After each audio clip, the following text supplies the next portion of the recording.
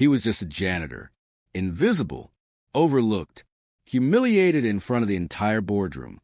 But in 7 minutes, a billionaire would be brought to his knees. The glass walls of Harrington and Wolff Global Holdings towered over downtown Chicago like a monument to wealth and power. 42 floors of ambition, greed, and decisions that affected thousands of lives. The winter sunlight crept across Lake Michigan, casting pale reflections against the windows of the executive boardroom, where men in tailored suits gathered to discuss billions of dollars. Inside that room, the air carried the weight of money. Fresh coffee sat in porcelain cups. Tablets glowed with charts and projections. Leather chairs worth more than most people's monthly rent surrounded a mahogany table polished to perfection. Every person seated at that table believed they mattered.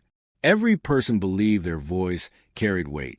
But what Richard Harrington didn't know was that the man he was about to humiliate held a secret that would change everything. At the head of the table sat Richard Harrington himself, billionaire, founder, a man whose reputation for ruthlessness matched his collection of luxury yachts and penthouses scattered across Miami and Los Angeles.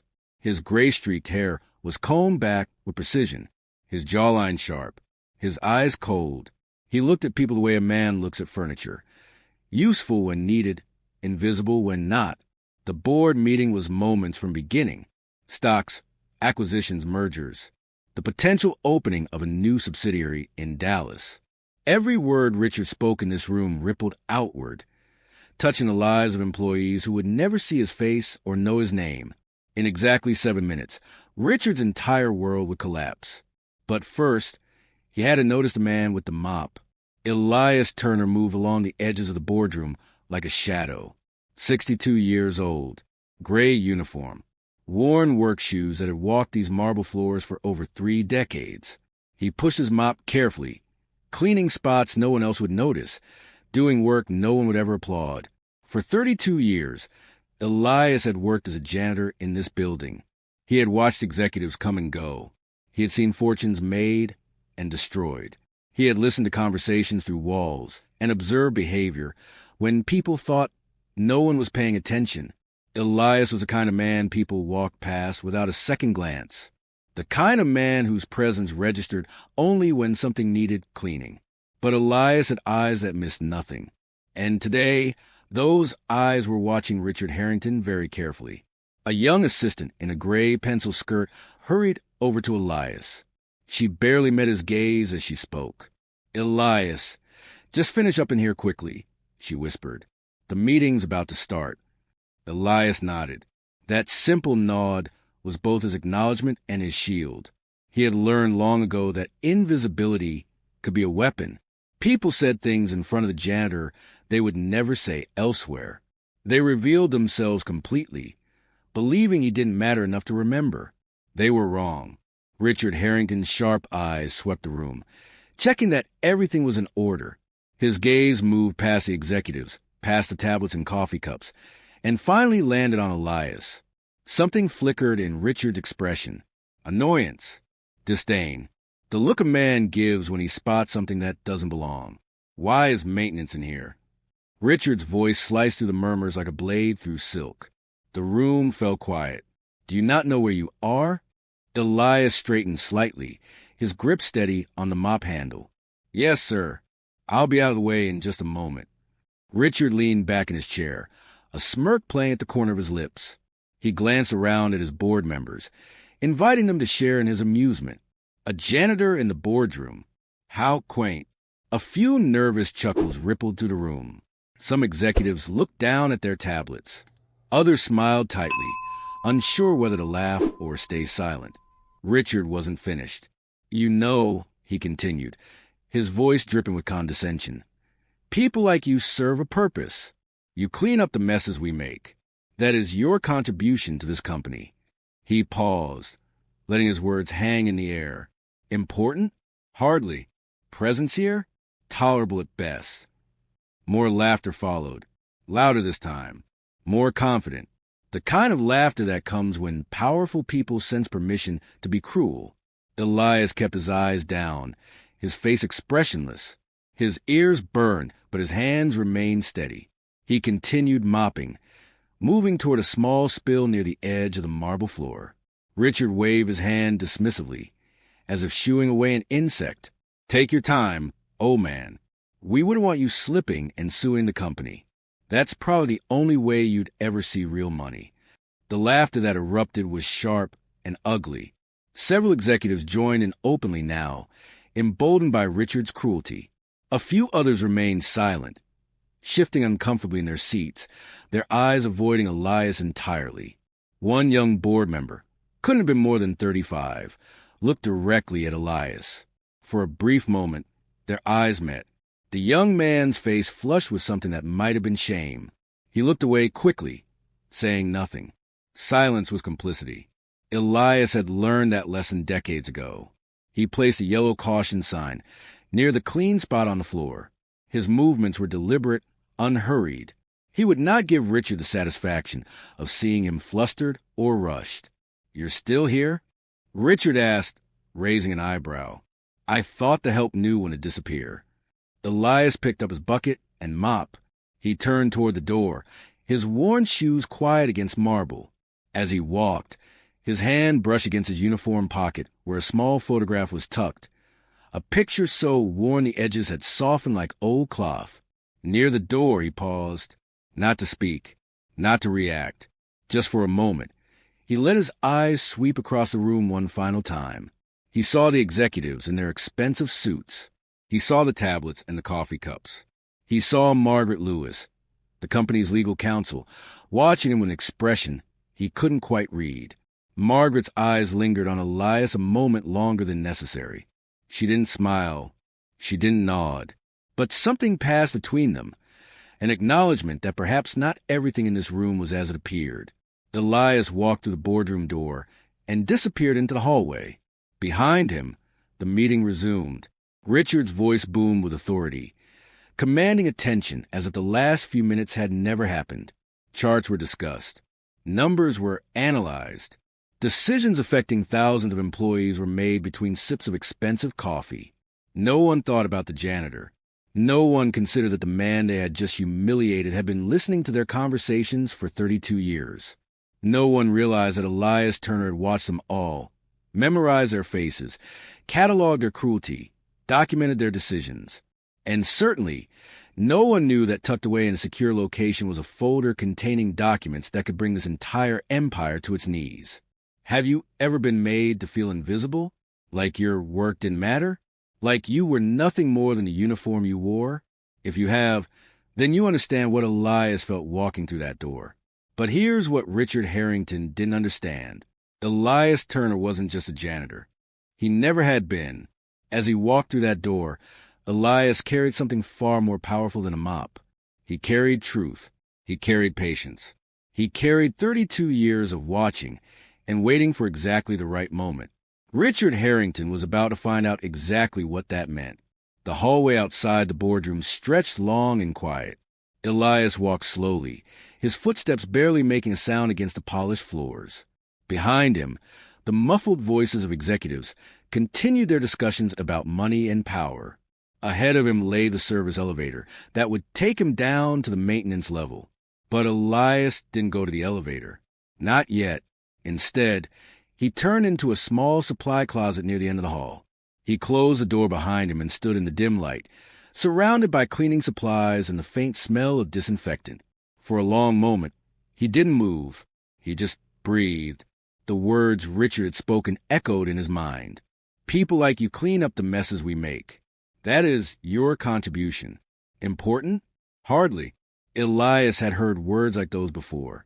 Many times. Over many years. He had learned to let them pass through him like wine through an open window. Words only held power if you let them take root. But today was different. Today, Richard Harrington had shown exactly who he was. And that was what Elias had been waiting for. He reached into his uniform pocket and pulled out the worn photograph he carried everywhere. The edges were soft, the colors faded by time and touch.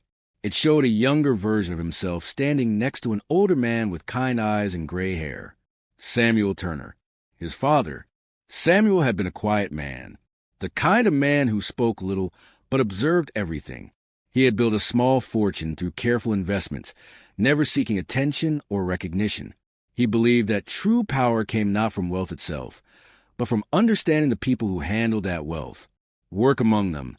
Samuel had told Elias decades ago. Not above them. That's how you learn who people really are. When they think you don't matter, they show you their true selves. Elias had taken those words to heart. When he was 30 years old, Elias had made a choice that most people would never understand. Despite his father's wealth, despite the opportunities available to him, he had taken a job as a janitor at Harrington and Wolff. He had traded suits for a uniform, corner offices for supply closets. His wife, Dorothy, had questioned the decision at first. "Why would you choose this?" she had asked, her voice gentle but confused. "You could do anything, be anything." Elias had taken her hands in his and looked into her eyes. "Because I need to see them clearly," he said. "My father trusted these people with his money. I need to know if that trust was deserved." Dorothy had understood. She always understood. For 28 years of marriage, she had been his anchor, his confidant, his home. When she passed 4 years ago, peacefully in her sleep, Elias had lost a piece of himself that would never return, but he still had his purpose. For 32 years, Elias watched. He memorized faces. He listened through walls. He knew every secret this building held, because no one ever noticed the man with the mop. He had seen executives embezzle funds and cover their tracks. He had overheard conversations about cutting corners on safety to save money. He had witnessed discrimination, harassment, and cruelty dressed up in expensive suits and polished smiles. And he had documented everything. In a safety deposit box across town sat folders thick with evidence. Dates, names, conversation, decisions. Elias had been patient, methodical, thorough. He had waited because his father had taught him that patience was the greatest weapon of all. "Power reveals character," Samuel had said. "Wait until they show you who they really are. Only then will you know what to do." Today, Richard Harrington had shown his character. In front of an entire boardroom, he had revealed the cruelty that lived beneath his tailored suits and confident smiles. He had humiliated an old man for no reason other than the pleasure of feeling superior. And that changed everything. Elias looked at the photograph of his father one more time. Samuel had died 12 years ago, but his wisdom lived on. His quiet investments had shaped the very foundation of Harrington and Wolff, though Richard Harrington had never known the full truth of where his early capital came from. The Turner Trust, established in 1989. Silent, patient, waiting, just like Elias. There was another photograph in Elias's wallet. This one he didn't look at as often.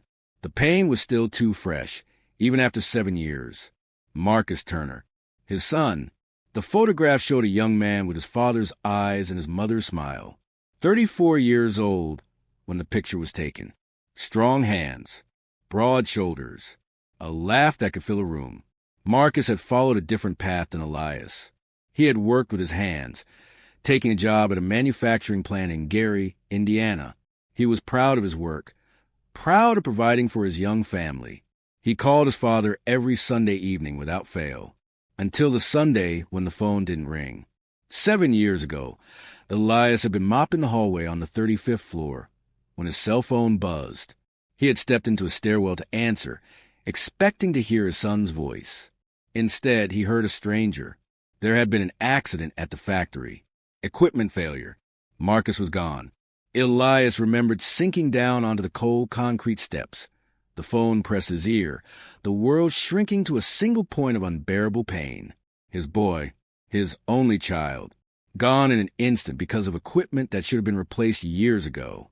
When Elias buried his son, standing beside Marcus's widow and 2 young grandchildren, he had made a promise, not for revenge. Revenge was too simple, too small. This was about truth. In the weeks that followed, Elias began digging. The factory in Gary was owned by a subsidiary of Harrington and Wolff. Safety inspections had been delayed. Equipment replacement requests had been denied. Budget cuts had come down from the top, signed and approved by executives who had never stepped foot on a factory floor. The trail led back to a single signature on a budget approval document. Richard Harrington. For 7 years, Elias continued his work as a janitor. He cleaned floors. He emptied trash cans. He became even more invisible than before. But all the while, he gathered evidence. He documented every safety violation, every ignored report, every decision that prioritized profit over human life. He watched Richard Harrington laugh about cutting costs, while families like his sons paid the ultimate price. And he waited. What would you do if the company responsible for your child's death didn't even know your name? Would you scream? Would you fight? Would you demand justice in courtrooms that favor the wealthy? Or would you wait? Would you watch? Would you gather your evidence piece by piece until the moment was perfect? Elias had chosen patience. His father had taught him that rushing led to mistakes. Justice, true justice, required precision. There had been moments when the anger nearly consumed him, nights when he lay awake, staring at the ceiling, his fists clenched so tight his nails left marks on his palms. Mornings when he had to force himself to put on the gray uniform and walk back into the building that housed the men responsible for his son's death. But Dorothy's voice would come to him in those moments. Even gone, she guided him still. Anger burns fast and leaves nothing but ashes, she used to say. But truth burns slow. Truth burns forever. So Elias had burned slow. He returned to the present moment. Standing in the supply closet, the photograph of his father still in his hands. His eyes were wet, but his hands were steady. A single tear fell onto the worn photograph, landing on Samuel's face. Elias wiped it away gently. "Today, Pop," he whispered. "Today they find out." He tucked the photograph back into his pocket and straightened his uniform. When he looked in the small mirror mounted on the closet door, he saw the same face the world always saw. An old janitor, an invisible man, someone who didn't matter. But beneath that face was something else entirely. A man with decades of patience, stored up like a dam holding back a river. A father who had never forgotten his son's name, even as the men responsible went on with their lives, as if Marcus Turner had never existed. For 32 years, Elias had waited. Today, Richard Harrington had given him exactly what he needed: public humiliation, witnesses, proof of character. The clause in the Turner Trust was very specific about such things. In the next 5 minutes, Richard Harrington would learn the cost of cruelty. He would discover that the janitor he had mocked and dismissed was not what he appeared to be. He would realize, too late, that power built on arrogance was power built on sand. Elias opened the closet door and stepped back into the hallway. His footsteps were quiet. His face was calm. His heart was steady. 32 years of watching. 7 years of grief. One moment of humiliation that would trigger everything. The invisible man was about to become undeniable. But what Elias was about to do would shock everyone in that boardroom, including the lawyers, the executives, and especially Richard Harrington himself. The boardroom hummed with the quiet energy of powerful men discussing powerful things. Charts glowed on screens. Numbers were analyzed with clinical precision. Richard Harrington commanded the room like a general commanding troops, his voice carrying the weight of absolute authority. No one mentioned the janitor. The moment had passed like a brief entertainment, already forgotten. There were more important matters at hand. A subsidiary in Dallas, stock projections for the fourth quarter, the acquisition of a smaller competitor that would add another zero to the company's valuation. Richard was mid-sentence, explaining the strategic advantage of the Dallas expansion, when the boardroom door opened. The click of heels against marble silenced him. Margaret Lewis walked into the room with the kind of deliberate pace that demanded attention. She was a woman in her late 50s, with sharp cheekbones and silver-streaked hair pulled back in a tight bun. Her black suit was impeccable. Her expression revealed nothing. Margaret had served as the company's chief legal counsel for 18 years. She had navigated lawsuits, negotiated settlements, and protected Harrington and Wolf from countless legal threats. Richard trusted her completely, or at least he trusted her competence. In her hands, she carried a thick folder. Richard frowned at the interruption. "Margaret, we're in the middle of something. Whatever this is can wait until—" "No." Margaret's voice cut through his words like a scalpel. "It cannot wait." The room went still. Board members exchanged confused glances. Richard's frown deepened, but something in Margaret's tone made him pause. In 18 years, she had never interrupted a board meeting. She had never contradicted him so directly. Margaret walked ahead of the table and stood beside Richard's chair. She did not sit. She did not smile. She simply placed the folder on the table and opened it. "This concerns a majority ownership of Harrington and Wolf Global Holdings," she said, her voice carrying to every corner of the room. A murmur rippled through the board members. Majority ownership? Richard owned the majority. Everyone knew that. It was a foundation upon which his power rested. Richard leaned back in his chair, forcing a confident smile. "Margaret, I appreciate the dramatics, but I think we all know who owns this company." He gestured around the room. "These gentlemen certainly do." Margaret did not react to his dismissiveness. Instead, she pulled a document from the folder, thick, official, stamped with seals from the state of Delaware where the company was incorporated. "The Turner Trust," she said. Richard's smile flickered almost imperceptibly. "The Turner Trust is dormant. It has been for decades. The beneficiary has never exercised any rights or made any claims. For all practical purposes, it doesn't exist." "That changed this morning," Margaret said. The murmur in the room grew louder. Board members leaned forward, confusion and concern etched on their faces.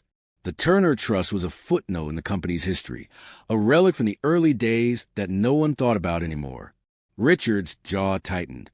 "What do you mean it changed?" Margaret pulled another document from the folder.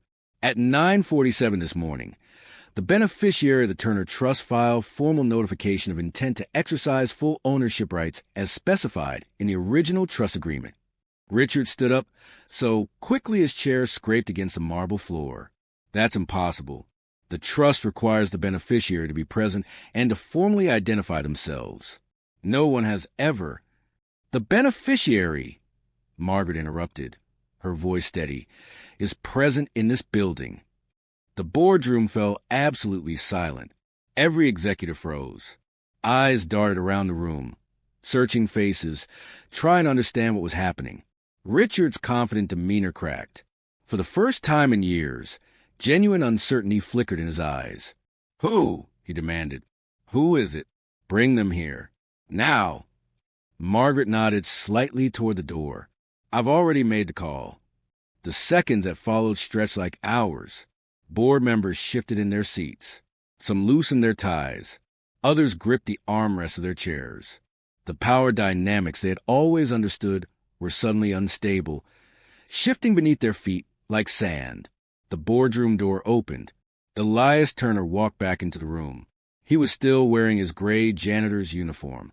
His work shoes were still worn. His hands, calloused from decades of labor, hung calmly at his sides. But something was different. Something had changed in the way he carried himself. He walked to the center of the room and stopped exactly where he had been standing when Richard humiliated him just minutes before. The spot on the marble floor where he had placed the caution sign.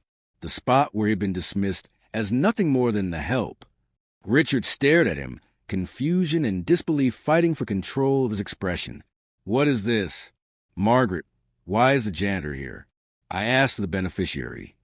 Margaret's voice was calm. "Mr. Harrington, you're looking at him." The words landed like a physical blow. Richard actually took a step backward, his hand reaching for the edge of the table to steady himself. "No," he said, shaking his head. "No, that's not possible. This is some kind of joke, some kind of mistake." Elias spoke for the first time since re-entering the room. His voice was calm, steady, carrying the quiet authority of a man who had nothing left to prove. "Not owns," he said, meeting Richard's eyes directly. "Controls." Margaret picked up another document from the folder. The Turner Trust was established in 1989 by Samuel Turner. Mr. Turner provided significant early-stage funding to Harrington and Wolf during its founding years. The terms of the trust granted silent ownership rights to the beneficiary, to be exercised at their discretion. Richard's face drained of color. His mouth opened and closed, but no words came out.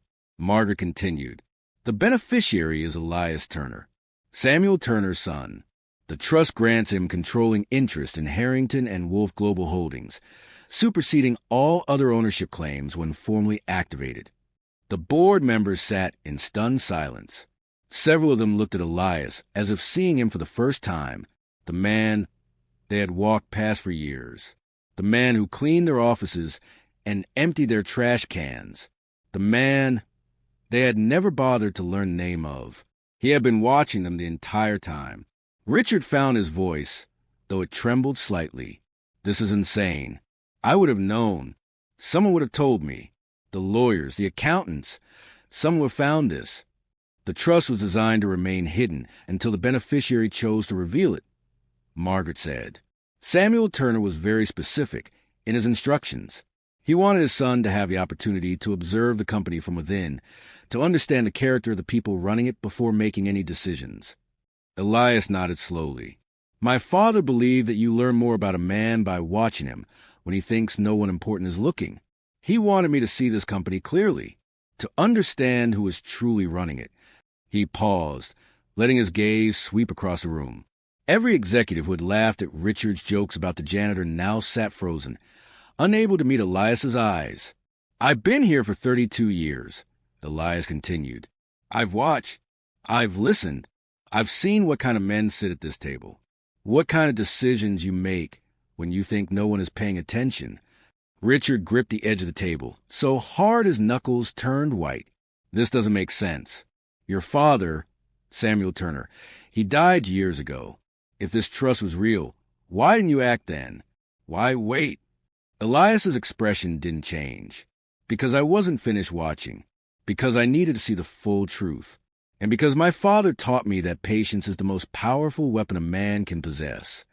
The weight of his words settled over the room. Board members who had spent their careers making quick decisions and bold moves suddenly felt very small. They had been observed for decades by a man they never thought to notice. Richard's confidence had shattered completely. He looked around the room, searching for support, but found only averted gazes and pale faces. My father believed in knowing the people who run a company, Elias said quietly. Not from above, from within, not through reports and meetings, through floors and hallways and conversations you think no one hears. Margaret closed the folder and straightened. The legal documentation is complete. Mr. Turner's claim is valid and binding. The transition control is already in process. Richard slumped back into his chair, looking suddenly older. The power he had wielded for so many years was slipping through his fingers, and there was nothing he could do to stop it. But the trust had one more clause, and what it contained would end Richard Harrington's career in the next 60 seconds. The boardroom had become a tomb. No one moved. No one spoke. The revelation of Elias's identity had stripped the air from the room, leaving only shock and the weight of decades of miscalculation. Richard Harrington sat frozen in his chair, his mind racing through possibilities, searching for escape routes that didn't exist. Legal challenges, technicalities, anything that might salvage his control over the empire he had spent his life building. But Margaret Lewis wasn't finished. She reached into the folder once more and withdrew another document. This one was older, the paper slightly yellowed, the legal language dense and precise. She held it carefully, as if aware of its explosive potential. There's something else, she said, her voice cutting through the silence. Richard looked up, desperation creeping into his expression. What now? What more could there possibly be? Margaret's eyes met his without sympathy. The Turner Trust contains a morality clause. Section 7, paragraph 3. Samuel Turner was very specific about the conditions under which the beneficiary could immediately void all existing executive contracts and remove leadership. The room grew even quieter, if that was possible. Board members held their breath. Several of them had begun to calculate their own vulnerabilities, wondering what secrets the man with the mop might have collected over 32 years. Margaret read directly from the document, her voice steady and clear.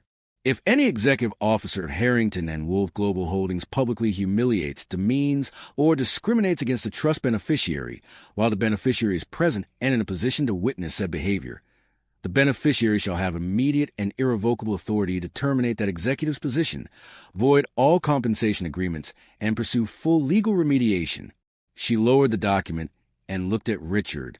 Mr. Harrington, she said quietly, your actions in this meeting have triggered the clause. Richard's face went from pale to ashen. His hands trembled against the table. The words he had spoken less than an hour ago came rushing back. People like you clean up the messes we make. Important? Hardly. Presence? Tolerable at best. He had said those things to Elias Turner, in front of witnesses, with the beneficiary of the controlling trust standing right in front of him. No, Richard whispered, his voice barely audible. No, this can't be happening. I didn't know. How was I supposed to know? Elias took a step closer to the table. His expression remained calm, but his eyes held something Richard had never seen before. Not anger, not hatred. Something colder, something patient. That's exactly the point, Elias said. You didn't know who I was. You thought I was nobody. And because you thought I was nobody, you showed me exactly who you are.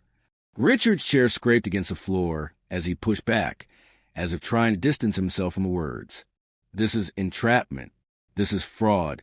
I'll fight this in every court in the country. You're welcome to try, Margaret said evenly. But I should inform you that the trust documents have been reviewed by independent legal counsel. The clause is valid.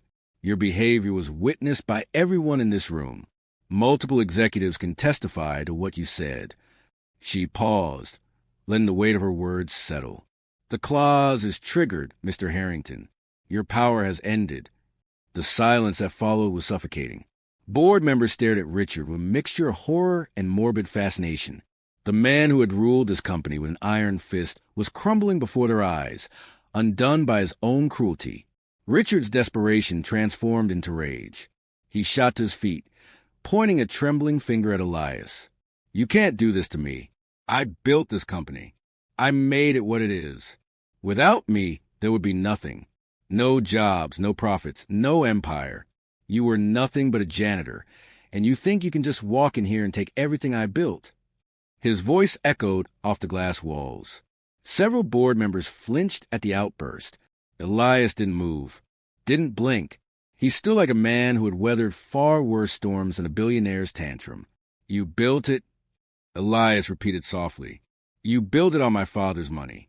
Every dollar of seed funding that got this company off the ground came from Samuel Turner's accounts. You never knew because he didn't want you to know. He wanted to see what kind of man you would become when you thought you owed nothing to anyone. Richard's rage faltered. That's a lie. That's a complete lie. I raised the capital myself. I worked for every cent. Check the records. Elias said, the original investment records. The ones buried in the archives that no one has looked at in 30 years. My father's name is there. His money is there. The foundation of everything you claim to have built belongs to a man you never thanked. A man you never knew. Margaret nodded slightly. I verified the records personally. Mr. Turner is correct. Richard staggered, grabbing the back of his chair for support. The ground beneath him had disappeared entirely. Everything he believed about his own success, his own genius, his own accomplishments, all of it was built on money from a man he had never heard of. But Elias wasn't finished. There's something else you don't know, he said, his voice dropping lower. Something about why I stayed here all these years. Why I cleaned your floors and listened to your conversations, and watched you make decisions that affected thousands of lives. Richard looked up, confusion mixing with the shock already painted across his features. What are you talking about? Elias reached into his uniform pocket and pulled out the photograph he had looked at in the supply closet, the picture of Marcus, his son. He held it up so Richard could see. His name was Marcus Turner, Elias said, his voice steady despite the pain behind it. He was my son, 34 years old. He worked at a manufacturing plant in Gary, Indiana, a plant owned by a subsidiary of this company. Richard shook his head slowly, not understanding. 7 years ago, Elias continued, there was an accident at that plant. Equipment failure. The machinery hadn't been maintained properly. Safety inspections had been delayed. Budget cuts had eliminated the funds for necessary repairs. He took another step toward Richard. Marcus died in that accident, crushed by equipment that should have been replaced 2 years earlier. Equipment that wasn't replaced because someone at the top decided that maintenance costs were too high. Someone decided that profits mattered more than safety. Richard's face contorted with confusion and the first hints of genuine fear. I don't know what you're talking about. I don't know anything about a factory in Gary. Elias reached into his pocket again and pulled out a folded piece of paper. He unfolded it slowly and placed it on the table in front of Richard. It was a budget approval document from 7 years ago, a request for equipment replacement at the Gary facility. Denied. At the bottom of the document was a signature, Richard Harrington. You signed this, Elias said. You denied the funds for safety repairs. You chose profit over human life. And because of that choice, my son is dead. The color drained from Richard's face entirely. He stared at the document, at his own signature, at the evidence of decision he had made without a second thought years ago. I didn't know, he whispered. I signed hundreds of documents. Thousands. I can't be expected to remember every. No! Elias cut him off, his voice sharpening for the first time. You can't be expected to remember, because to you, it was just a number on a spreadsheet, just a line item to be cut. But to me, it was my son, my only child, my Marcus.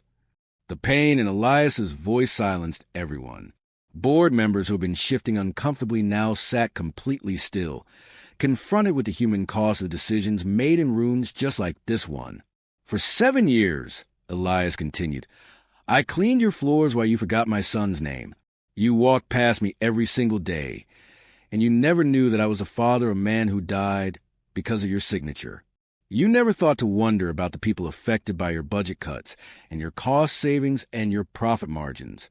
He leaned forward, placing both hands on the table. But I never forgot your name, Mr. Harrington. Not for one single day. Richard sat in stunned silence. The full weight of what he was facing had finally settled upon him. This wasn't just about money or power or corporate control.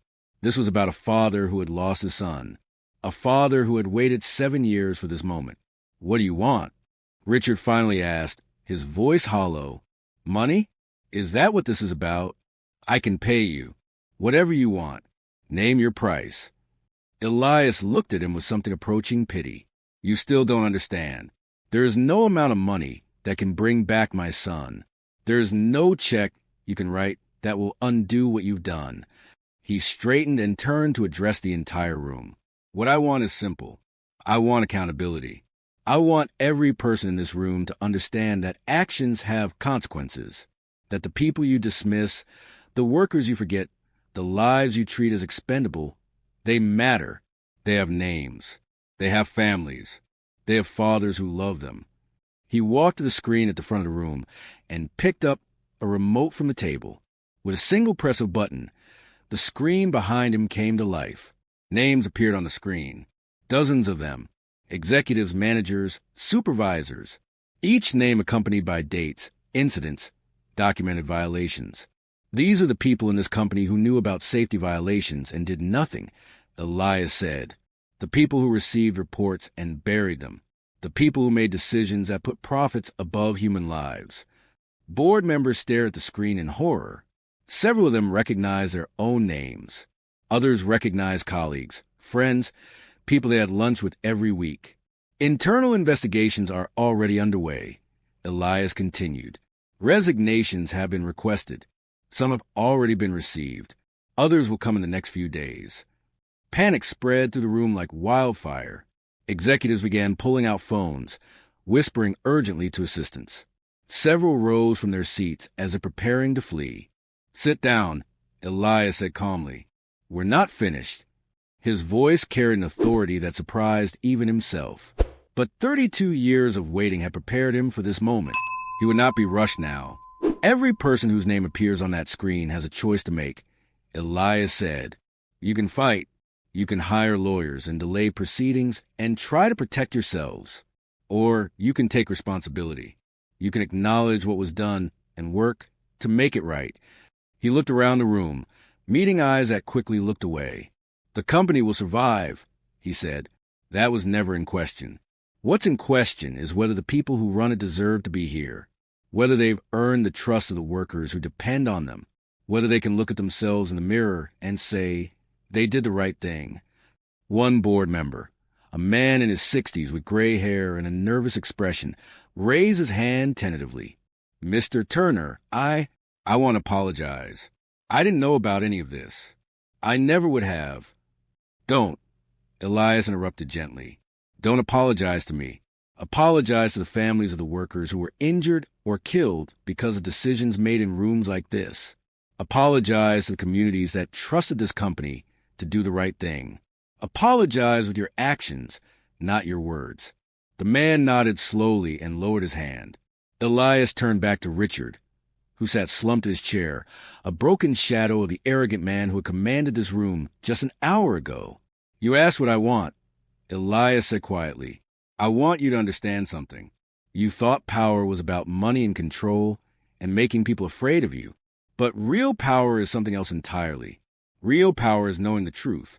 And I've known the truth about you for a very long time." Richard couldn't meet his eyes. He stared at the table, at his own hands, at anything but the man who had just dismantled his entire world. Do you think they deserve forgiveness? The people who made decisions that cost lives? The people who prioritize profit over safety? Or should consequences have no mercy? Some will say that everyone deserves a second chance. That redemption is always possible. Others will say that some actions are beyond forgiveness.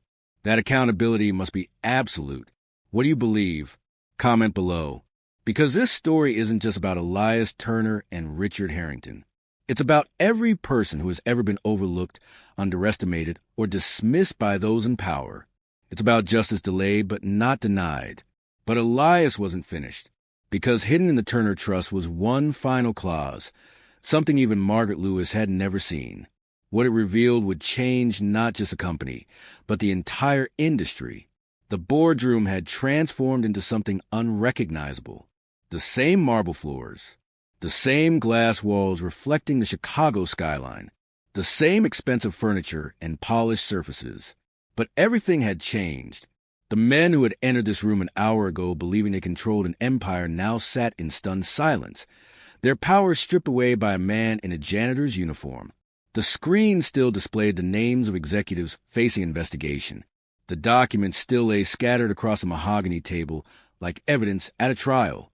And at the center of it all stood Elias Turner, calm and unwavering, a man who had waited 32 years for this moment. Richard Harrington had not moved from his chair.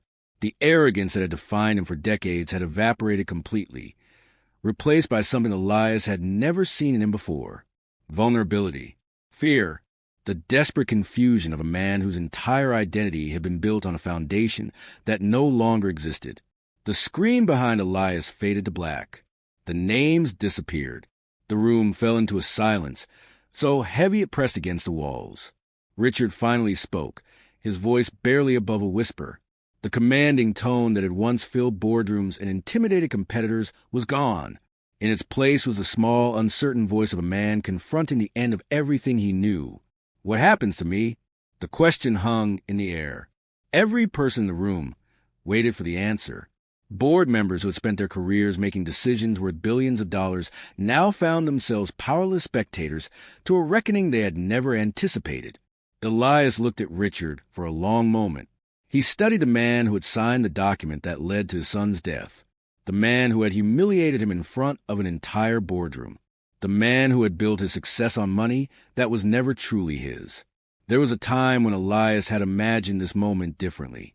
In the dark nights after Marcus's funeral, he had fantasized about revenge, about watching Richard suffer, about making him feel even a fraction of the pain that had torn through Elias's heart when he learned his son was gone. But Dorothy's voice had guided him away from that path. Anger burns fast and leaves nothing but ashes. Truth burns slow. Truth burns forever. Elias had chosen truth. And now, standing in the ashes of Richard Harrington's empire, he found that revenge held no appeal. It would not bring Marcus back. It would not undo the suffering. It would only add more pain to a world that already had too much. That depends, Elias said finally, his voice measured in calm, on what kind of man you choose to be now that power is gone. Richard blinked, confusion flickering across his features. He had expected threats, demands, conditions for surrender. He had not expected a question about character. I don't understand, Richard said. Elias walked slowly around the table, his worn shoes quiet against the marble. He passed board members who couldn't meet his eyes. He passed Margaret Lewis, who watched him with an expression of quiet respect. He stopped at the window, looking out at the Chicago skyline that stretched toward the horizon. For 32 years, I watched you, Elias said, his back to the room. I saw how you treated people when you thought no one important was paying attention. I heard the things you said about workers, about employees, about anyone you consider beneath you. He turned back to face Richard. But I also saw moments when you could have been different, times when you almost made the right choice, times when something human flickered behind arrogance. You buried those moments. You chose power over principle every single time. But the capacity for something better was there. Richard stared at him, uncomprehending. I'm not here to destroy you, Elias continued. Destruction is easy. Any man with enough anger can tear something down. What I want is harder. What I want is transformation. He walked back to the table and placed his hands flat on its surface, leaning forward to look directly into Richard's eyes. You have a choice, Mr. Harrington. You can spend the rest of your life fighting this, hiring lawyers, denying responsibility, protecting what little remains of your pride. You can die bitter and alone, remembered as a man who never admitted he was wrong. Elias paused, letting the weight of his words settle. Or you can do something else. You can acknowledge what happened. You can take responsibility for the decisions you made. You can use whatever influence you have left to make things right for the families who suffered because of this company's negligence. Richard's eyes glistened, whether from shame or self-pity. Elias couldn't tell. You're giving me a choice? Richard asked, his voice cracking. I'm giving you an opportunity, Elias said. The same opportunity my father gave you 40 years ago when he funded this company. He believed people could be better than their worst instincts. He believed in second chances. I'm honoring his memory by offering you one. The room remained frozen. Board members watched the exchange with a mixture of awe and disbelief. They had never seen anyone speak to Richard Harrington this way. They had never seen him rendered so completely powerless. But before Richard could respond, something unexpected happened. A door at the far end of the boardroom opened, not the main entrance where Margaret had entered, but a smaller door that led to a private conference room, a door that should have been locked. Every head in the room turned. A woman walked through the door. She was perhaps 40 years old, with dark skin and natural hair pulled back from a face that carried an unmistakable resemblance to someone in the room. Her eyes were sharp and intelligent. Her posture was confident. She wore a tailored navy suit that spoke of success and authority. In her hand, she carried a single document. Elias straightened, genuine surprise crossing his features for the first time. Nina? The woman, Nina, walked to the table and placed the document directly in front of Margaret Lewis. Her movements were precise, deliberate, as if she had rehearsed this moment many times. Hello, Uncle Elias, she said, her voice carrying the same quiet strength that ran through the Turner family. I think it's time everyone knew the full truth. Margaret picked up the document and began reading, her eyebrows rising with each line. When she looked up, her professional composure had cracked slightly. There's a second clause, Margaret said slowly. A secondary beneficiary provision I've never seen before. It wasn't in the documents I reviewed. Nina nodded. My grandfather added it 3 months before he died. A private amendment, filed separately, held in trust by a law firm in New York. It was only to be revealed after the primary beneficiary exercised their rights. Richard, Margaret, and every board member stared at Nina with complete bewilderment. Even Elias seemed momentarily at a loss. Who are you? Richard demanded, some of his old sharpness returning. How did you get in here? Nina turned to face him, and something in her expression made Richard shrink back in his chair. "My name is Nina Turner Williams," she said. "I'm Elias's niece. Samuel Turner was my grandfather, and according to this document, I am the secondary beneficiary of the Turner Trust, with specific authority over the company's charitable and community investment initiatives." She turned to look at the rest of the room. My grandfather knew that taking control of a company was only the first step. He understood that real change requires sustained effort, long-term commitment, structural transformation. So he created a provision that would ensure the company's resources would be directed toward the communities it had harmed. Nina walked to the screen at the front of the room and connected her phone. New information appeared: charts, projections, proposals. Over the past 5 years, I've been developing a comprehensive plan for worker safety initiatives, community investment programs, and corporate accountability measures. When Uncle Elias activated the trust, my authority was automatically triggered. She looked at the stunned faces around the table. The factory in Gary where Marcus died will be rebuilt with state-of-the-art safety equipment.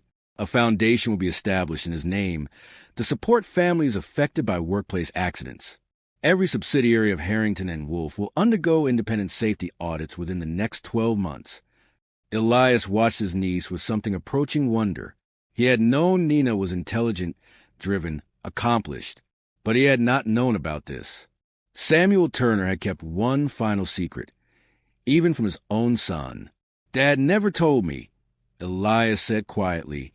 Nina's expression softened. "He wanted to surprise you. He wrote me a letter explaining everything, to be open only when the time came.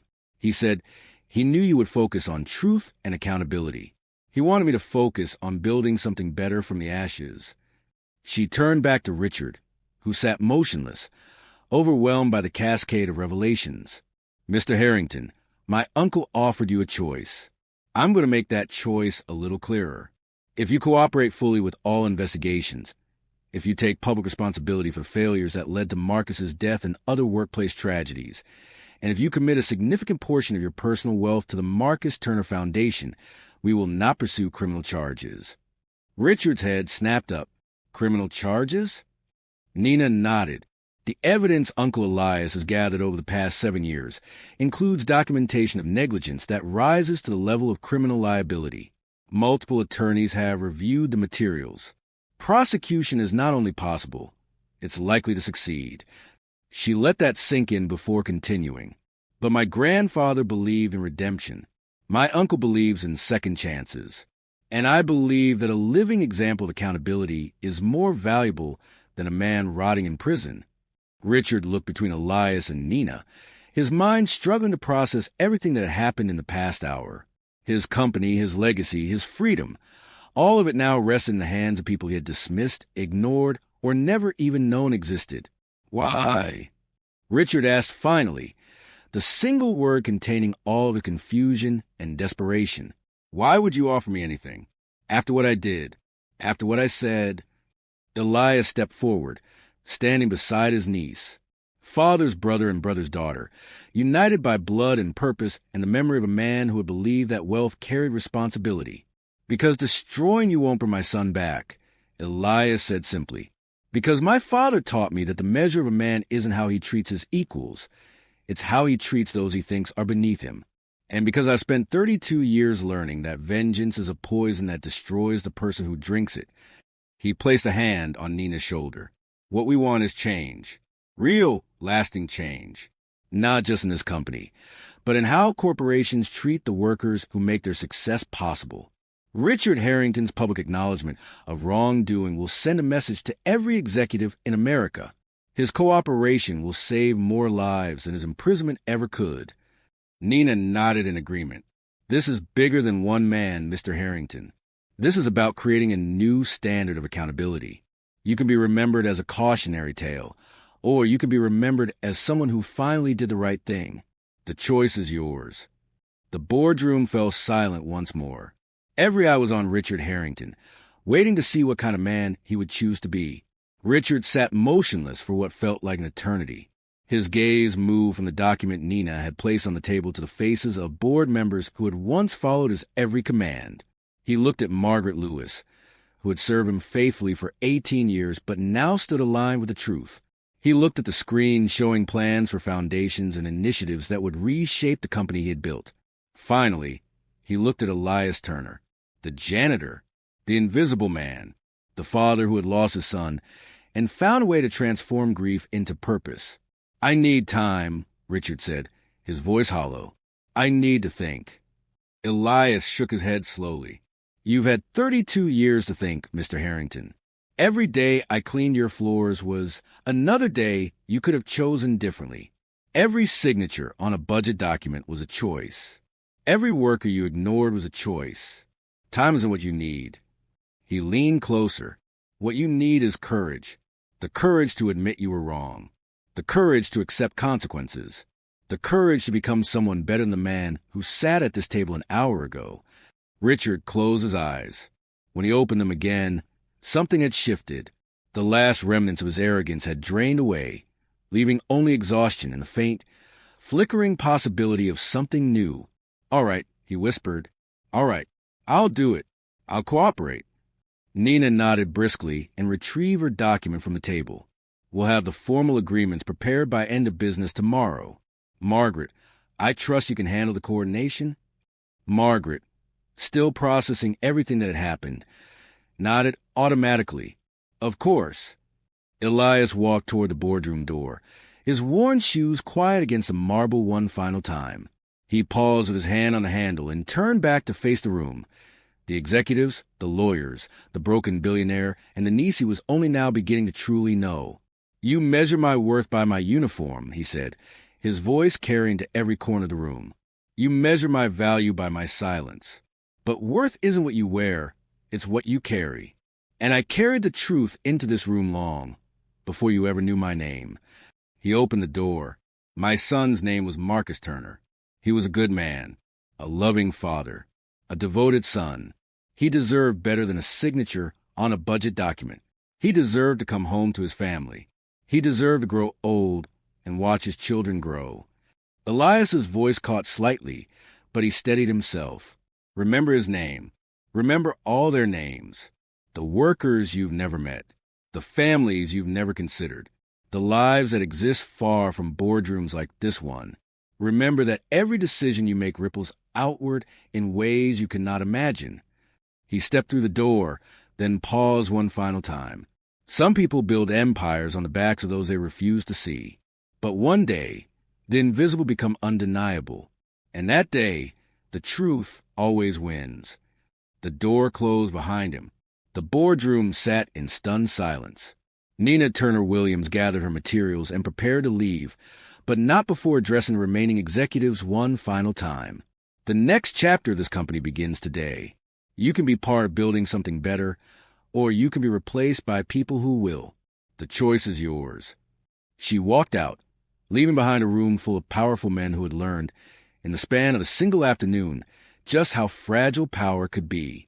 What do you think Elias should do next? Should he forgive Richard completely, or ensure he faces the full weight of his actions? Have you ever been underestimated because of how you looked or what you did for work? Share your story in the comments below. If you believe in justice for the overlooked, share this story. Because somewhere out there, another person is being dismissed, ignored, underestimated. Another family is suffering because someone in power decided their lives weren't worth protecting. Another Elias Turner is watching, waiting, gathering the truth that will one day set things right. But this story isn't truly over. Because somewhere in Chicago, Nina Turner Williams has plans that extend far beyond a single company. And what she does next will shake not just Harrington and Wolf, but the entire corporate world, to its very core.